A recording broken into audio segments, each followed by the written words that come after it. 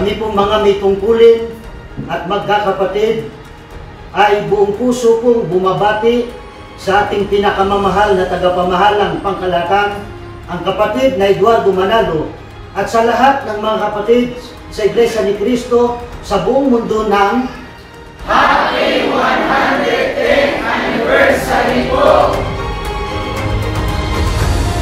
Kami po ng mga may tungkulin kasama ng mga kapatid ay malugod na bumabati sa ating pinakamamahal na tagapamahalang pangkalahatan, kapatid na Eduardo B. Manalo, at sa lahat ng mga kapatid sa Iglesia ni Cristo sa buong mundo ng Happy 110th Anniversary!